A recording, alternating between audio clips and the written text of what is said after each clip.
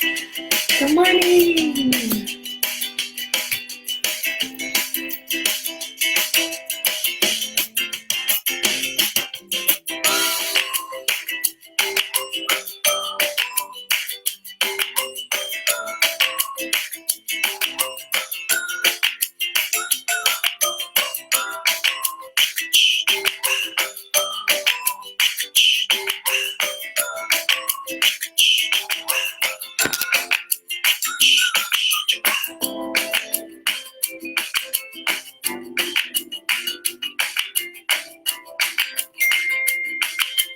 I don't know if we're having success yet this morning. Seeing some weird things happening. If somebody's in, if you'll let me know.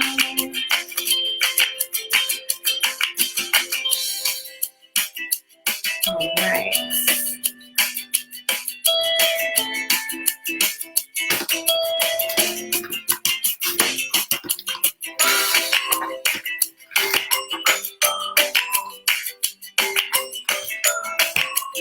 Okay, good morning. Hi, I think everything's working. Welcome to Parent Power Hour. I was having another round of weird technical things going on. I was trying out some new stuff before I got on, and I've learned when I start trying out new stuff that ends up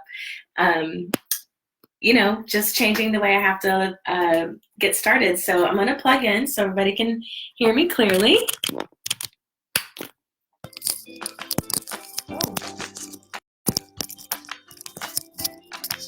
My music is still playing in my ears, apparently.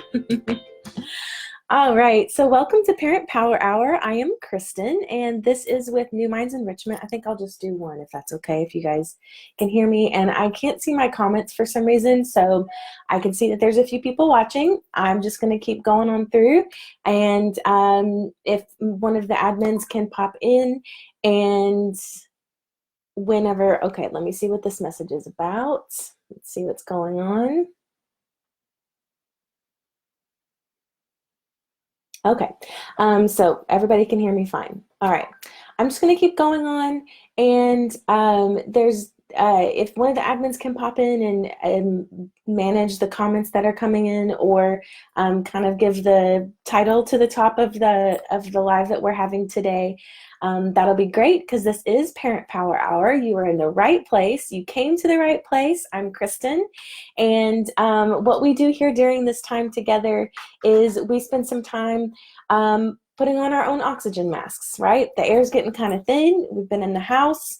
We're doing things that we are not used to experiencing on a daily basis. I'm just going to get some of my notes propped up here so I don't forget them. And we're definitely all in this together. And that's part of why New Minds is here. During this time for you as parents, if you've got some kiddos around, maybe click pause and come back to us in a second after you've got a chance to really get settled in. And there's also newminds.tv is live, fully up and running. There's some fun, engaging things with activities that you can do, that you can get your kiddos going on while you're over here in Parent Power Hour.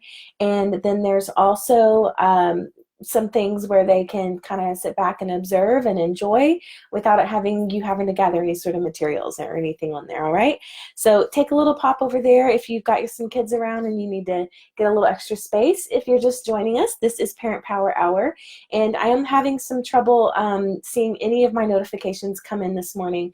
So if one of our admin is on the page, they can say hello to people. And I'm so sorry, I know that there are people probably popping in that I would normally say hello to you. It's really important for me to acknowledge that you're here and to let you know that I'm here for you, to say your name so that we know that we're in this together.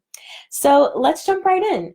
Yesterday we talked about the difference between emotions and feelings, and I drew on a resource drew on some ideas that have been kind of infiltrated in lots of different ways, and the things that I'm hearing and learning about, as well as things that I'm noticing from those of you that are parents and that are teachers that are at home, and especially those of you that are both. You're being both the parent and the teacher for your children as well as other kids. 20 plus kids, or if you're a specialist in elementary age, 700 kids. But we've got a lot going on together. And the idea is that we can take this time, we can really tune in so that we can better equip ourselves so that we are more fully who we're meant to be, and we can be more present with those around us that we care about. And yesterday, when we took a little distinction or a little dive into the distinction between feelings and emotions, I used the resource High Performance Habits by Brendon Burchard. It is chock full of not just logistical habitual type things that you can start to adopt in your life. But I know a lot of you, if you're like me, you're also like, no more new right now. No more new. I can't. I'm maxed out. I'm tapped out. And I get that. So that's why I'm here, is so you don't have to step out and read that book or listen to the audio, which, by the way, he has available for free. It is, it's a little hidden Easter egg in his podcast. If you're interested, send me a message and I can tell you what episode that is. It escapes my brain right now because I've got other important things on it, like what we're going to talk about today. So what kind of seems to be emerging a lot in my conversations with some of you, as well as in the messages that are coming from the people that I follow in social media, which I hope you're doing the same. I hope you have eliminated the people that are making you feel worse. And that can be either the news or people that live down your street or some girl from high school or whatever it is. If the stuff that they're putting out there isn't a reality that you have, isn't something that you can identify with that gives you strength, please unfollow. Like, you don't even have to make a big deal about it and tell people to, go live their own life or whatever. Just step away from that. I really can see the power, not only in my own life, but in others, when we're not constantly inundated with the negative talk, with the, he said, she said, whether it's about things happening in your neighborhood, misinformation. The other piece of advice that I have heard and that I'm passing on to you is that when we are consuming information, we do need to stay up to date. We do need to stay informed on what's going on in our communities, in our cities, in our world, and choosing one or two sources for that information that you've decided is reliable. Because what we end up doing is we end up just continuing to scroll and see, oh, that person said there's that news article. Okay, I better read that one. Okay, I need to make sure that I sanitize that when I get home next time I come back from drive-through McDonald's or whatever it is, or have food delivered.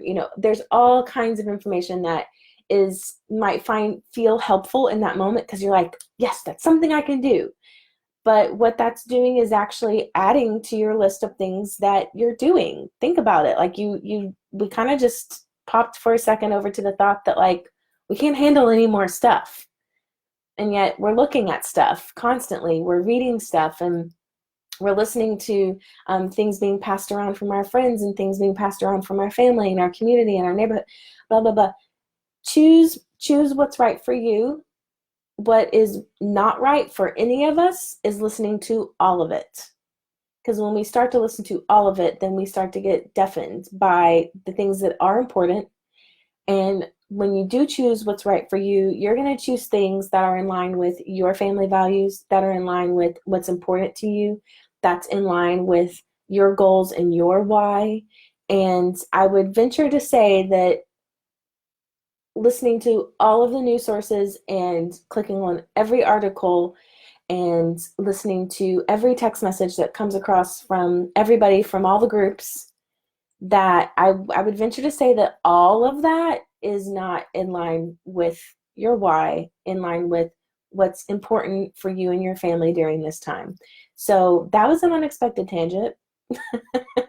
I think, I think I went there because I was looking at the people that I consume, which are the people that I mean it's very encouraging, and it's not Pollyanna business. It's not. It's not, you guys, let's just all just breathe together and we can get through this. Where no, it's some reality checking, and it's a lot of what we've worked through the past what is this, episode 9? Yep, we're on episode 9. So in the past 8 episodes, we've been working through these things with intentionality, and we've been working through, okay, yeah, we're gonna breathe, and that's a part of the puzzle. That's a part of our approach that we're taking to everything that's happening. And by the way, these are not only things that are crucial for us during crisis. These are things that have to do with our um, daily experience in life, whether it's during COVID or post COVID. Like it's not going to go away. In what we're experiencing, the after effects aren't going to go away. So let's power up now, and let's decide. And this theme keeps coming back to me this week as well. Let's decide what we're going to be at the end of this. Let's decide, because when we decide what we're going to be at the end of this, whenever that is, don't try to predict when it's going to be, because then you're just going to start in that spiral again of that doubt and that delay and deny and the fear and whew, all over, you're there again. So let's instead decide who we want to be. Let's decide what kind of family we want to have. Let's decide the things that are important to us, and that we're on the end of this. Do we want to come out healthier? Do we want to come out more connected as a family and a community? Oh, I see some thumbs up. That's good. I can't see any comments if you're just jumping in here. I can't see any comments. So having those little icon things will be helpful to me to know that A, of all, I'm not alone in here, and B, of all, that something is resonating with you. Because normally I would look over at your comments and I'd say, oh, I see that you jumped in on that. That's awesome. And I really, okay, yay, I see some more hearts. Thank you. I think those might be my friends. Hey guys. So which you're all my friends. Let's get real. All right, so what we want to decide is we want to write our own story, okay? And the question is, do we want to write our own story, or do we want to hand that power over to someone else? Do you want to write your own story, or do you want to hand that power over to the fear that is gripping you hourly? Do you want to decide your own outcome, or do you want to hand that over to some external resource that doesn't, or news source that doesn't even know your family situation? Do you want to write your own story and decide how this ends for you? Or do you want to hand this over to somebody else that is in your neighborhood, that lives in your complex, that is throwing up all kinds of things on the group chat, that's the neighborhood group chat that's got you all freaked out? Do you want to hand that power to that person? And if I'm sitting next to you, I'm going to be like, tapping your shoulder and be like, no, don't do that to yourself, because what you're doing is that you're giving that person power over your life, your family, what's important to you. And the easiest thing to do there is to be like, well, throw our hands up and be like, well, the world's coming down and crashing down around me. I've lost this and I don't have this. And that's it. I give up. Okay, so then what you've just done is you've given all of your power to something else beyond us and outside of us. And what we do instead, and what we do collectively in this parent power group, whether you're a parent or not, I'm not a parent, but what I do is I find ways to be sure that I'm becoming the best version of myself, which is why you're here, which is why you've tuned in. And what we do in our group here, and this is collectively those of us who know each other, or we are in group chats with each other, or you're going back to your family and you say this also to your family and to your community and say, you know what we do, guys? We choose courage. We choose courage over comfort. And this connects back to writing down and stating our dreams and our goals and what is important to us, and writing them down as if they have already happened. Writing down the person that you want to be at the end of this, keeping that in your mind, the family values that you have and who you want to be at the end of this, as if you already are that person. You may not feel courageous today. You may not, if you're here in Dallas and we're getting our day started. It's 10 o'clock, so some of us have been at it for a few hours anyways. And if you're somewhere else on the other side of the world, Dubai peeps, I know that your day's wrapping up, and it may be a little bit overwhelming, and you're looking at back, reflecting on the past 24 hours or the past hour, the struggle bus of the bedtime routine or whatever it is. Or if we're here in Dallas and we've got this whole day ahead of us and we're looking back at yesterday and we're like, well, yesterday was a bust. And today we get to start again. And tomorrow you get to start again. And you get to choose to have courage instead of comfort. And for how this translates for me also is that, the thing I could do is just pile on all the carbs, pile on all of the cocktails, pile on all the things that are comfort to me. It's a little bit of an escapism for me. I could pile on all the work to isolate myself from the reality of what's happening in here. We can pile on whatever your comfort, whatever your interpretation of comfort is. I'm so sorry this is swinging. It is also distracting me. I know it's distracting some of you as well. I apologize. I've got a mic ordered. It's coming. But what we want to do is those of us who can choose, and that's what we do in this group, and that's kind of where I'll come back to that point again, is that we say who we are, because that's the power that we have and the choice that we have over every situation that we come in contact with. And so in this group, we choose courage. We choose courage. We know that we can't stop what's happening around us. We can't fully understand or have the knowledge of everything that's happening around us. Even if you do escape and read all the articles of all the things, of all the information, it's still not going to stop the fact that life is going on and that crisis does continue in this particular time. Even if somebody's replaying this 3 months from now or 6 months from now or a year from now, it's still going to be relevant because life will have continued. And we can't stop life. We can't stop and understand and make things happen and change things with the external things. So what we're trying to do and what we will do is that when we are choosing courage, we're choosing to understand our locus of control. I actually meant to hold this up first, but I'm going to hold this up in front of my face so you can even screenshot it. You can't stop the waves, but you can learn to surf. And I'm not exactly sure where I got this quote. When I was prepping for today, I was taking another breeze through my Rising Strong, and this is last night I was giving a webinar and I accidentally called it the Bible. And maybe it wasn't an accident, I don't know. But I think I was trying to refer to it Isaiah chapter 3, verse 72. But when I was preparing for today and looking for some nuggets of wisdom, research-based things as well, I am not a clinical psychologist. I have not done the research. What I have done is pull together all of the resources and to pass on tips and tools and strategies that I hope will be powerful for you.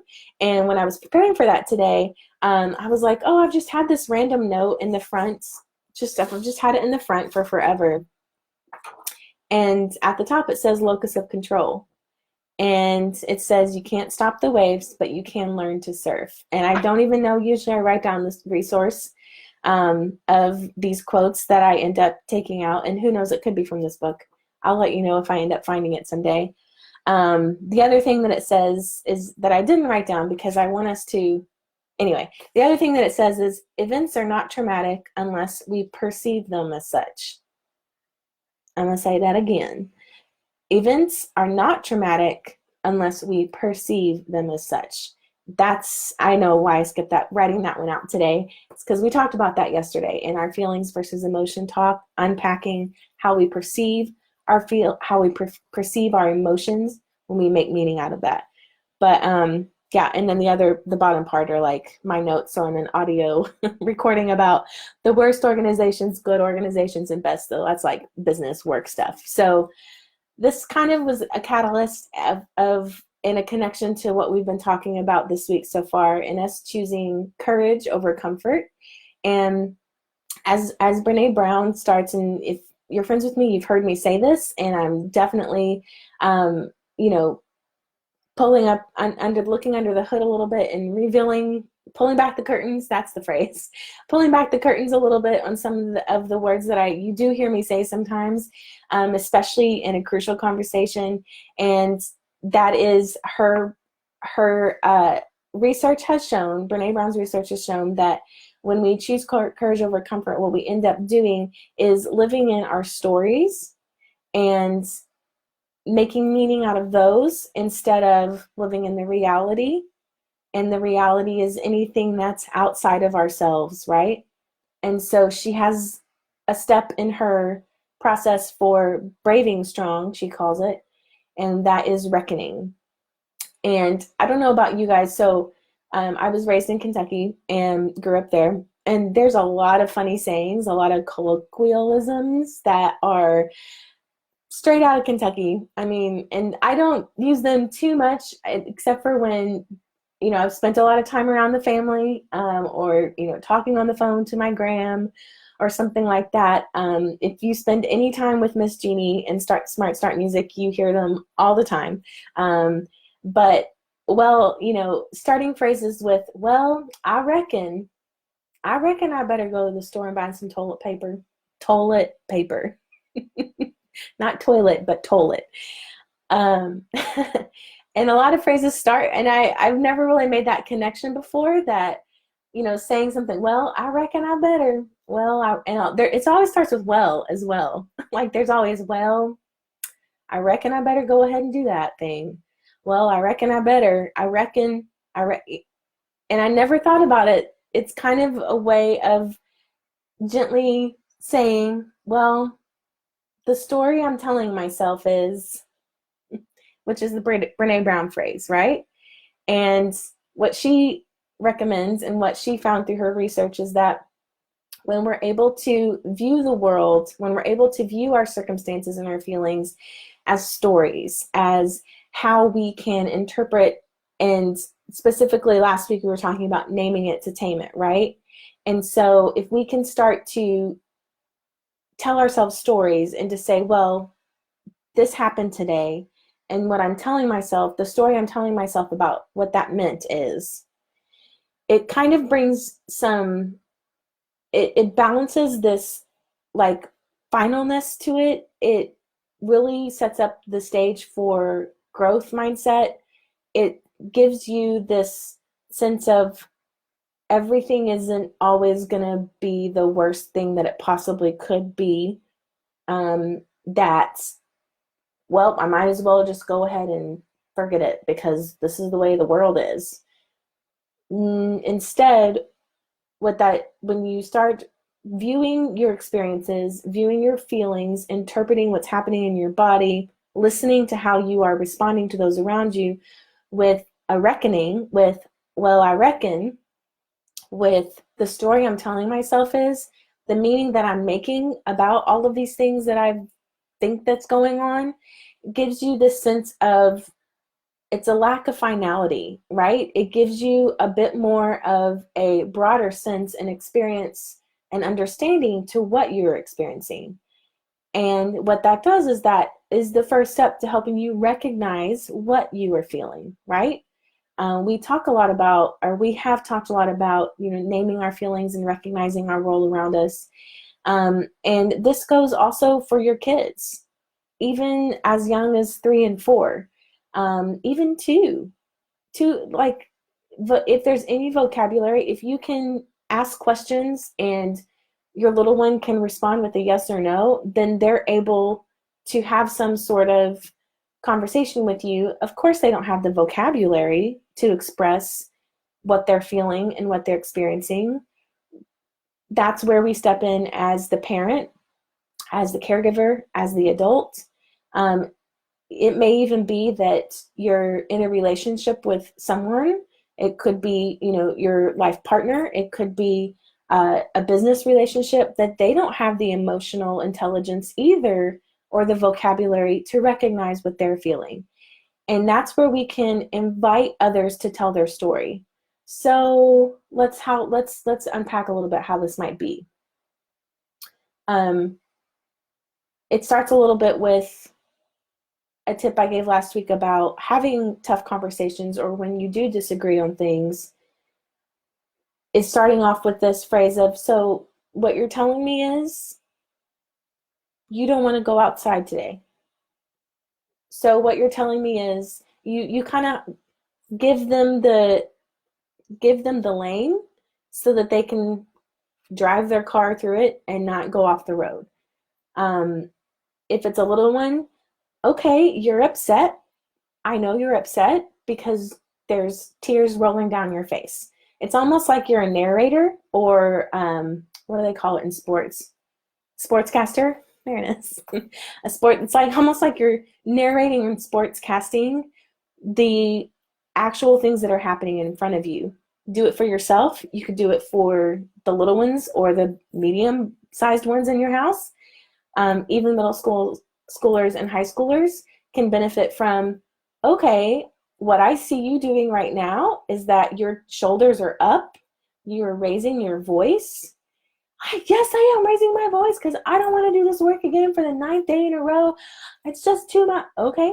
And when you're ready to talk about it, we will talk about it together. What I'm seeing is that, and it feels a little awkward, and especially middle schoolers and high schoolers will be like, that's why I'm screaming at you. I'm still upset. I'm still depressed. I'm still frustrated. I'm still wanting to be with my friends, and I don't get to be with my friends. Kind of narrate that until they get down to that brain is calm place, and they're able to have that vocabulary to describe what they're feeling. And especially middle schoolers and high schoolers, you can eventually get to, okay, so you're telling me, and it even is just a lot of times a repeat of what they've told you, if they do have that vocabulary. As the parent, when you're listening and you're engaging with them, engaging in their emotions and engaging in what's happening. Okay, so what you're telling me is that you miss your friends. Yes, I miss my friends. Yay, you did it as a parent. You got them to say yes. And what you just did was you validated your position. You gave them a reassurance that you see them. Okay, if it's a little one and they're elementary aged or preschool even, that's where you do, and you have to be in the right place yourself. That's why you're here right now, is so that you can be at the place where you have that self-awareness to sit next to them when they are having an emotional breakthrough, breakdown, emotional challenges, and just sit next to them, or to be on the phone with your friend that's doing this, that's across town, or to be on a WebEx call with them or a FaceTime call with them, and they're freaking out. And okay, I can see that you're upset. Narrate to them. For little bitty ones, okay, yes, you're crying. You are crying. You're wiping your face. You've got tears. Oh, yes, you're crying. You're crying. Okay. Well, usually when we cry, there's something that's bothering us. Are you hungry? That's not an emotion. But for little bitty ones that are not able to cross that right and left brain wire, we want to give them the bridge to do that.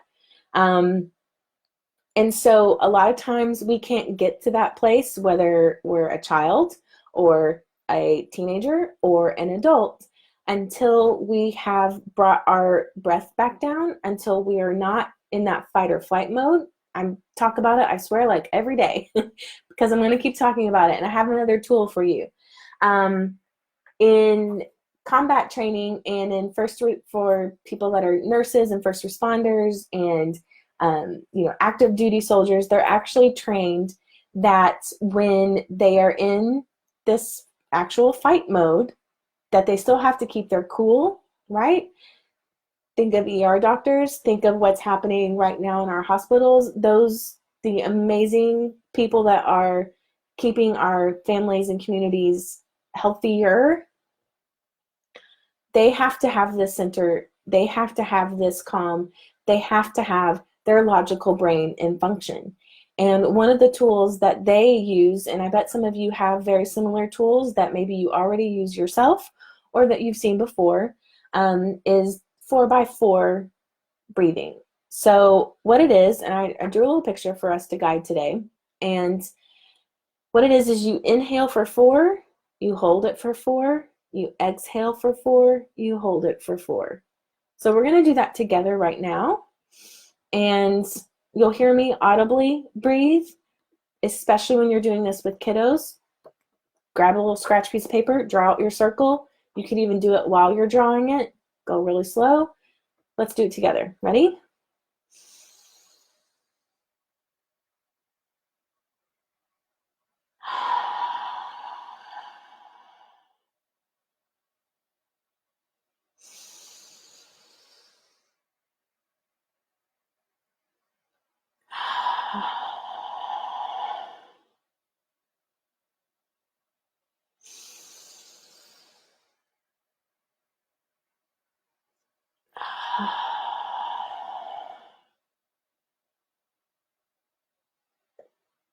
Do you feel a difference? I do. Maybe because I'm amped up because I'm also here sharing all these things with you. Draw it out. Don't draw it out. You decide. I did it last night with a group and we were just using our fingers, right? You can even do this.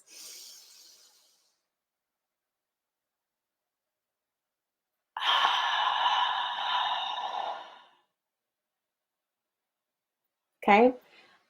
Adding the physical motion to it, adding the tactile motion to drawing your square, okay, with your finger, or using your fingers to count, or you could even draw your square on your palm.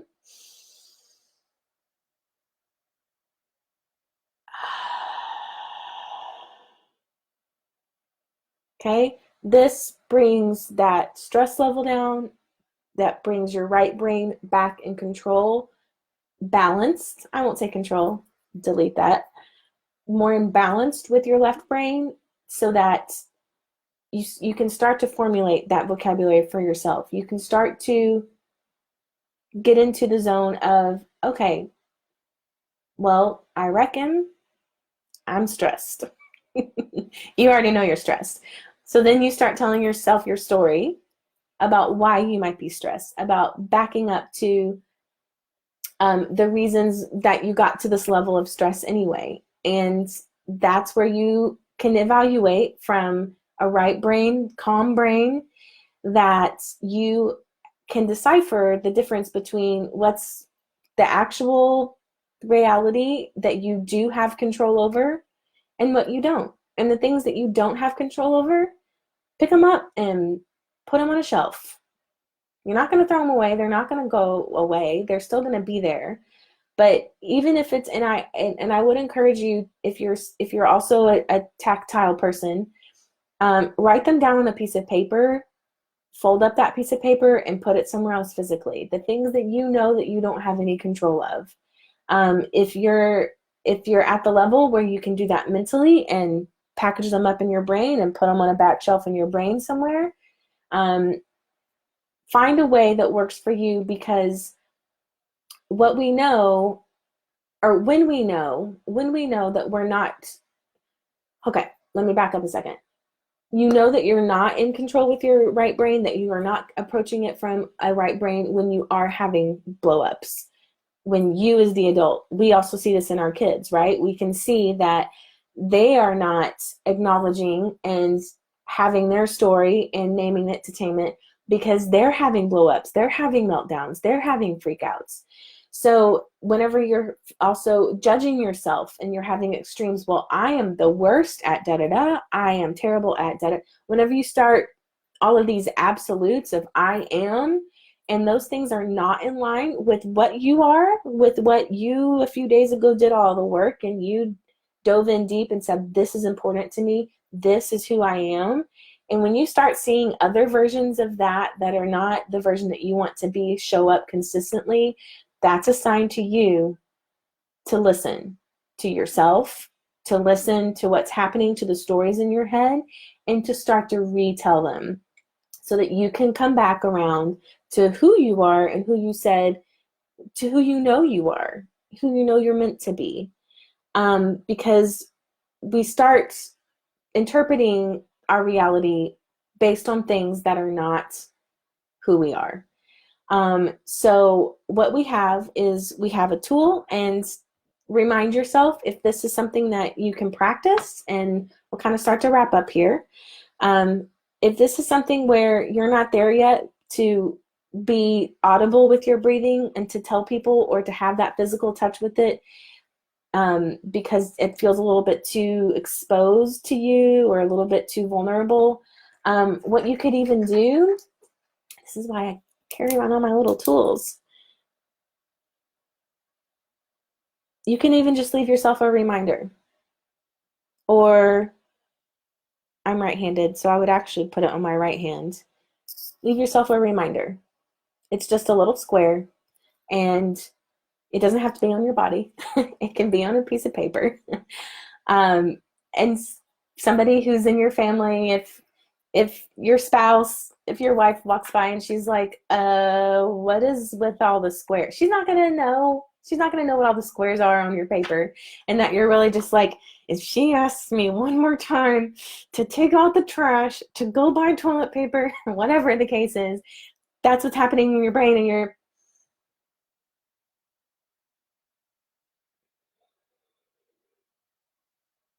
nobody's gonna know. It's our little secret that you're taking care of yourself so that you can better take care of those around you.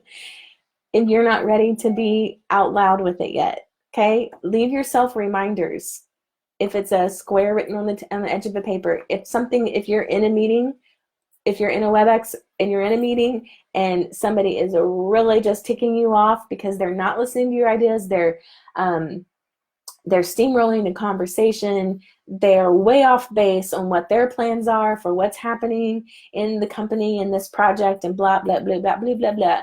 If you're listening to your mother-in-law complain for the 9,000th time about whatever it is, you can just start drawing a little square on your paper, take your brain there,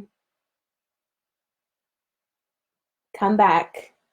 Okay, so what you're telling me is that you're frustrated, then you have the place to come from, okay? Because, we can't stop these waves, but we can learn to surf them. We'll better learn to surf when we have some tools with us.